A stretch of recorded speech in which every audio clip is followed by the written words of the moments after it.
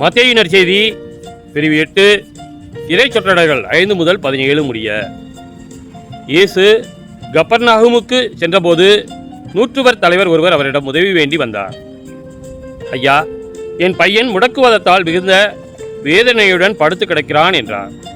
இயேசு அவரிடம், நான் வந்து அவனை குணமாக்குவேன் என்றார்.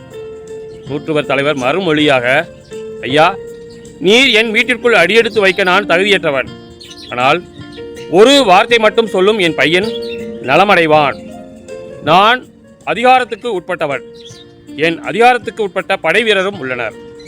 நான் அவர்களுள் ஒருவரிடம் செல்க என்றால் அவர் செல்கிறார், வேறு ஒருவரிடம் வருக என்றால் அவர் வருகிறார். என் பணியாளரை பார்த்து இதை செய்க என்றால் அவர் செய்கிறார் என்றார். இதை கேட்டு இயேசு வியந்து தம்மை பின்தொடர்ந்து வந்தவர்களை நோக்கி, உறுதியாக உங்களுக்கு சொல்கிறேன், இஸ்ரேலர் யாரிடமும் இத்தகைய நம்பிக்கையை நான் கண்டதில்லை. கிழக்கிலும் மேற்கிலும் இருந்து பலர் வந்து ஆபிரகாம், ஈசாக்கு, யாக்கோப்பு ஆகியோருடன் விண்ணரசில் பந்தியில் அமர்வர். அரசுக்கு உரியவர்களோ புறம்பாக உள்ள இருளில் தள்ளப்படுவார்கள்.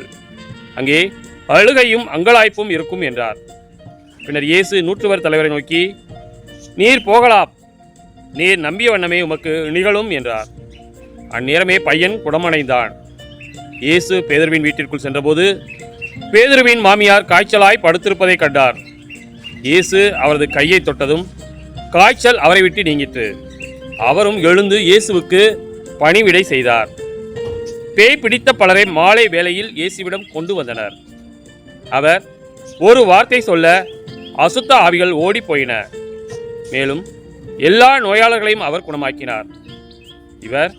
அவர் நம் பிணிகளை தாங்கிக் கொண்டார், நம் துன்பங்களை சுமந்து கொண்டார் என்று இறைவாக்கினர் எசாயா உரைத்தது நிறைவேறியது.